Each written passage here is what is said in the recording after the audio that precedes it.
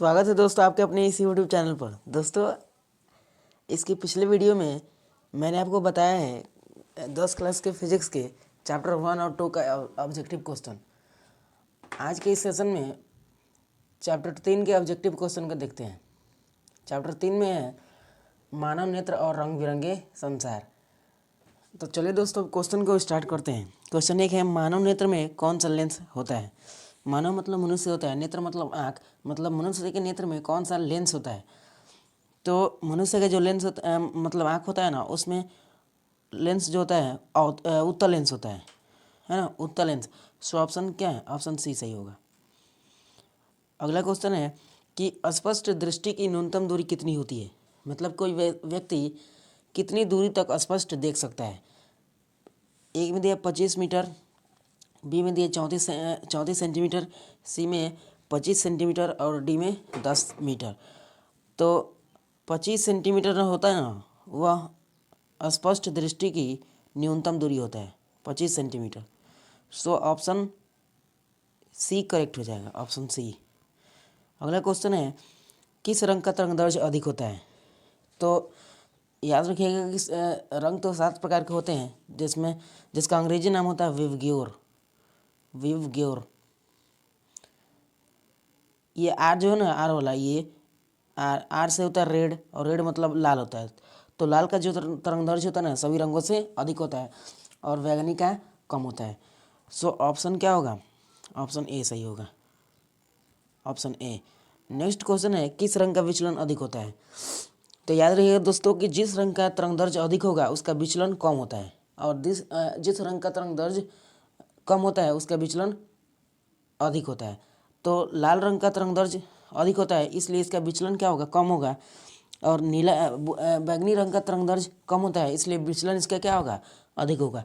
तो option C हो जाएगा, बैंगनी, है ना, ऑप्शन सी। अगला क्वेश्चन है, इंद्रधनुष के बाहरी भाग में कौन सा रंग होता है। इंद्रधनुष जब बारिश हो जाती है तो बारिश होने के पश्चात एक आसमान में इस तरह का अर्धवृत्ताकार रंगीन पट्टी बनता है। इसमें 7 रंग पाए जाते हैं, है ना, 7 रंग इस तरह से। तो इसका जो अंदर वाला सतह है ना, ये कौन सा ये जो सतह है इसमें कौन सा रंग होता है, ये कौन सा रंग से बना होता है अंदर वाला। तो अंदर वाला जो पट्टी होता है ना, वह बैंगनी रंग से बना होता है, बैंगनी रंग से, है ना। सो ऑप्शन सी हो जाएगा सही। और इसके बाहरी सतह में लाल रंग होता है। नेक्स्ट क्वेश्चन है कि प्रकाश का वर्ण विक्षेपण संभव है। प्रकाश का वर्ण मतलब रंगों, और विक्षेपण मतलब निकलना। मतलब प्रकाश के रंगों का निकलना वह किससे संभव है। दर्पण से संभव है, कि लेंस से संभव है, कि प्रिज्म से संभव है, कि कांच से संभव है। तो दोस्तों जब हम लोग प्रिज्म पर श्वेत प्रकाश को ऐसे डालते हैं तो ये श्वेत प्रकाश 7 रंगों में डिवाइड हो जाता है, 7 रंगों में, है ना, 7 रंगों में डिवाइड हो जाता है। तो ये प्रकाश का जो वर्ण विक्षेपण है यह संभव है हमेशा किससे, तो प्रिज्म से ही संभव है, प्रिज्म से। सो ऑप्शन क्या होगा, ऑप्शन सी सही होगा, ऑप्शन सी। नेक्स्ट क्वेश्चन है कि श्वेत रंग से प्राप्त रंगों की संख्या कितनी होती है। तो अभी बताया कि श्वेत रंगों से जब प्रिज्म से श्वेत रंग को गुजारा गया था अभी थोड़ा देर पहले, तो 7 रंग बने थे। तो ऑप्शन क्या होगा, ऑप्शन डी सही होगा इसका, ऑप्शन डी।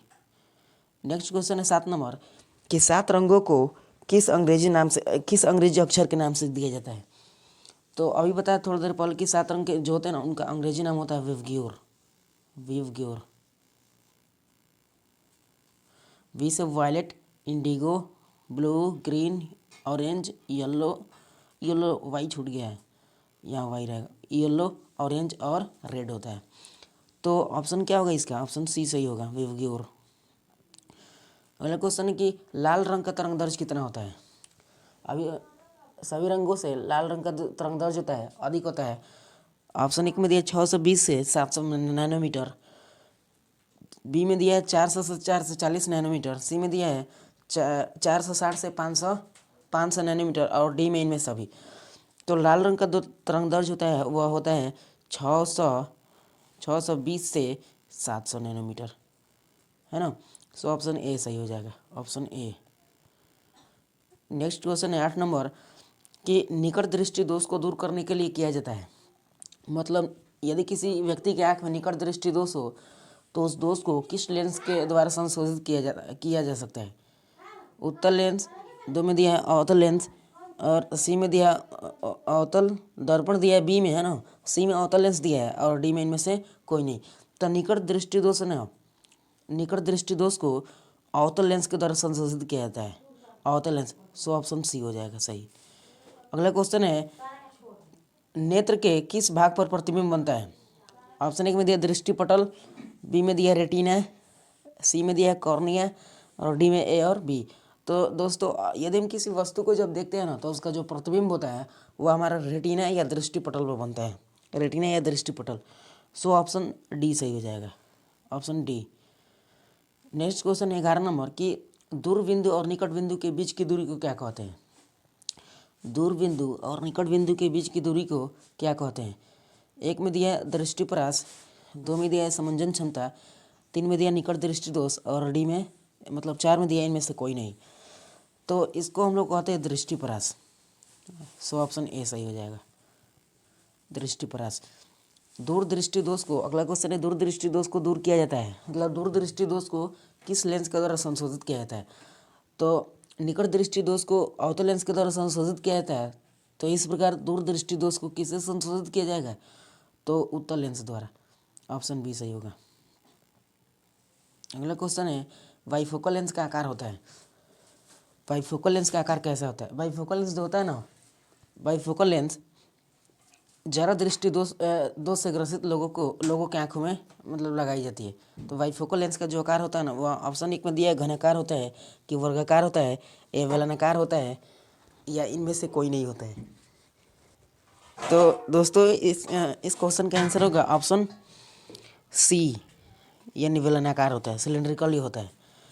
अगला क्वेश्चन है 14 नंबर कि तारों का टिमटिमाना कौन सा कारण है? आसमान में जो तारे टिमटिमाते हैं उसका कारण क्या है? एक में दिया प्रकाश का, ए में दिया प्रकाश का परावर्तन, बी में दिया है वायुमंडलीय अपवर्तन, सी में दिया है वर्ण विक्षेपण और डी में इनमें से कोई नहीं। तो जब तारे टिमटिमाते हैं तो टिमटिमाने का कारण है वायुमंडलीय अपवर्तन। सो ऑप्शन बी सही होगा। अगला क्वेश्चन है, एक एंगस्ट्रम के बराबर होता है। दोस्तों इस क्वेश्चन का ऑप्शन ये नहीं दे पाया, चलिए कोई बात नहीं।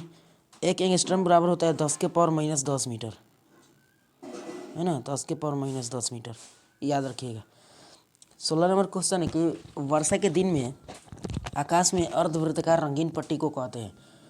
जब बारिश हो जाती है तो बारिश होने के बाद आकाश में जो अर्धवृत्ताकार रंगीन पट्टी बनती है उसको क्या कहते हैं? बादल कहते हैं कि इंद्रधनुष कहते हैं कि मोर कहते हैं कि इनमें से कोई नहीं कहते हैं?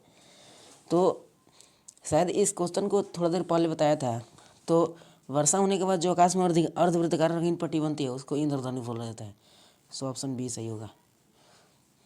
17 नंबर क्वेश्चन है, मानव नेत्र क्या है? मानव नेत्र ऑप्शन ए में दिया प्रकाशक यंत्र, बी में दिया कंचे, सी में दिया दर्पण और डी में इनमें से कोई नहीं। तो मानव नेत्र जो है ना यह एक प्रकाशिक यंत्र है। सो ऑप्शन ए सही हो जाएगा। 18 नंबर क्वेश्चन है, एक स्वस्थ आँख के लिए दूर बिंदु होता है। स्वस्थ आँख का मतलब कि उसकी आँख में कोई दोष ना हो, ना तो निकट दृष्टि दोष हो और ना ही दूर दृष्टि दोष हो और ना ही जरा दृष्टि दोष हो और ना ही अबिंदुता हो। तो वह उसका जो बिंदु होगा दूर वाला वह होगा, ऑप्शन एक में दिया है 25 सेंटीमीटर, ये तो होगा नहीं, 25 मीटर नहीं होगा, शून्य भी नहीं होगा और डी में अनंत कर है तो अनंत होगा इसका, है ना। सो ऑप्शन डी होगा, ऑप्शन डी। 19 नंबर क्वेश्चन है, एक प्रिज्म कितने सतहों से घिरा होता है? तो प्रिज्म जो होता है इस टाइप से कुछ आकृति होता है उसका। एक प्रिज्म कितने सतहों से घिरा होता है इस तरह से, तो इसका जो सतह होता है ना 5 होता है ना, 5 होता है। तो ऑप्शन बी सही होगा इसके। अगला क्वेश्चन है 20 नंबर कि किस दृष्टि दोष में किसी वस्तु का प्रतिबिंब रेटिना के पीछे बनता है? कह रहा है कि किस दृष्टि दोष में किसी वस्तु का प्रतिबिंब रेटिना के पीछे बनता है? तो वह दोष ऑप्शन में दिया है निकट दृष्टि दोष में बनता है कि दूर दृष्टि दोष में बनता है कि जरा दृष्टि दोष में बनता है? तो यह दोष जो होता है ना वह जरा दृष्टि मतलब जरा दूरदर्शिता में बनता है। सो ऑप्शन सी हो जाएगा। अगला क्वेश्चन है 21 नंबर कि स्पेक्ट्रम प्राप्त करने के लिए किसका उपयोग किया जाता है? तो स्पेक्ट्रम प्राप्त जब भी हम लोग इसे बनाए थे अभी थोड़ा देर पहले कि एक प्रिज्म लिया गया था, इसमें श्वेत प्रकाश डाला गया था, तो श्वेत प्रकाश 7 रंगों में डिवाइड हो गया था।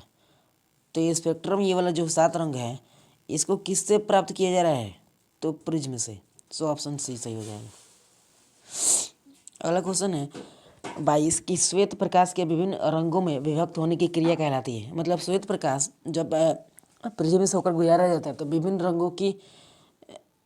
रंग विभक्त हो जाती है, तो इस क्रिया को क्या बोला जाता है? परावर्तन बोला जाता है कि वर्ण विक्षेपण बोला जाता है कि इंद्रधनुष बोला जाता है कि इनमें से कोई नहीं बोला जाता है? तो इसको बोलते हैं हम लोग वर्ण विक्षेपण।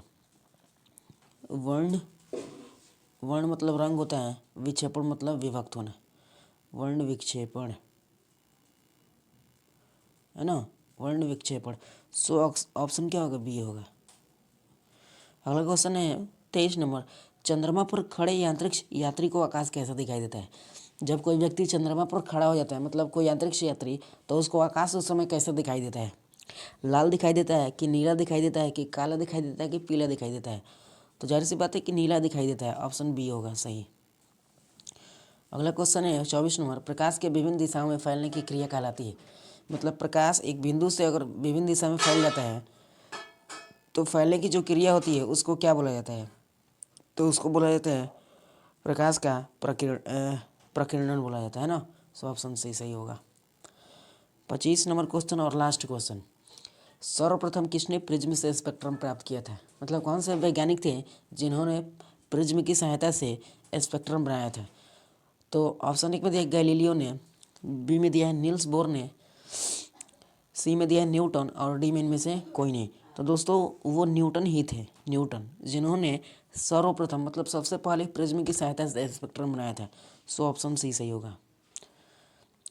दोस्तों आशा करता हूँ कि आपको वीडियो अच्छा लगा होगा। अगर वीडियो अच्छा लगा हो तो चैनल को सब्सक्राइब, लाइक और शेयर करें।